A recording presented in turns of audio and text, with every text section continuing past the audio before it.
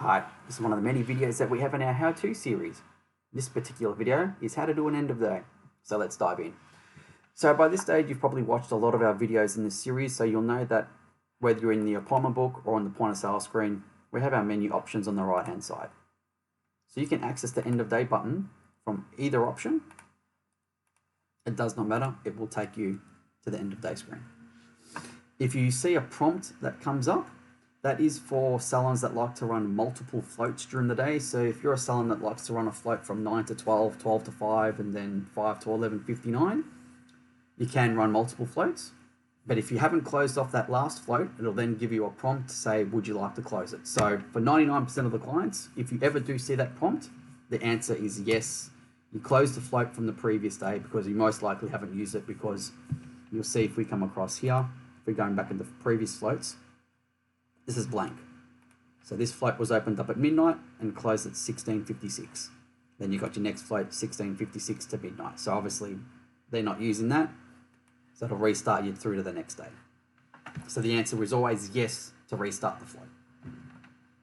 Now you've got your counter takings here. You've got your cash out, opening float, your next float, your recorded takings. These should mirror the sales report. You'll see here, they should be an exact match. And they'll also mirror the sales review. That's there also. Your variance, obviously at the moment we haven't entered any county takings, so your variance is going to match the recorded takings. You can put some notes in if you need to. If you're halfway through doing anything, I've got your options at the bottom here. Do not hesitate. Just if you if the phone rings, you need to make an appointment, or you need to skip away for whatever reason, press save float. Go do whatever it is you need to do, come back, and you'll see everything is still here. So don't stress about that. Counter takings, click inside the cash, open up your till. So in this stage, you can either count each item of currency and enter them in, or you can just do a full count of the float and put in a total at the end. Same with your FPOS, do your end of day settlement, whatever that amount is, just type it in, and so on. So in a perfect world, your variances are zeros. The reason why this one is still saying minus 100 is because we haven't added the float. So if you've got a starting float of 100, pop that in.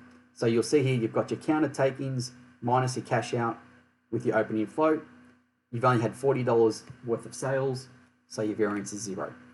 Now the cash out area, if you are using the outgoings part correctly, so whatever the reason is why you're taking money out of the till, if the reasons aren't there, you can just add it. Otherwise, select what it is, pop the amount in, and it'll update that for you. So you'll see that it's just all nice. So for what I've just done, obviously I've got a variance of 20, so I need to come back and just redo that to make sure it balances out. Now, if you've got any sales, if you've got like any major variances, it could be a sale that was cash, and at the point of sale they put it through as FPOS, or FPOS it was put through as cash. Come through to the sales area, sales review. Try find the particular item, and then you go edit payment type and swap it. You need to make sure that's all clear. Once the balance is zero, it'll let you come across. It'll update everything here, and that all updates. So I need to make this obviously now 80 to make sure everything balances. Perfect world. Once you've all got your variances done and you're happy with it, sign off the float. Put down who signed it off, and you'll see it'll start your next float onto the next day. So from the time that you've signed it off up until this will run up until 11:59 midnight.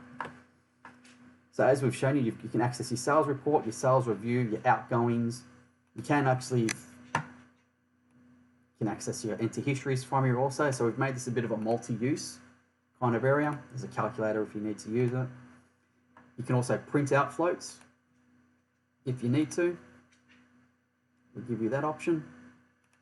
So you'll see, and if you've got a cash drawer that's attached to the system, just press that button and it'll pop open the till, so then you don't have to worry about closing it off or anything like that. So this is, you see, it is pretty straightforward. It's pretty easy to use. You can also access accounts from here and see what's going on there also.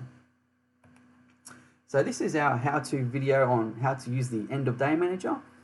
As normal, no such thing as a silly question. So if anything does pop up, please feel free to give us a call on 1300 780 619.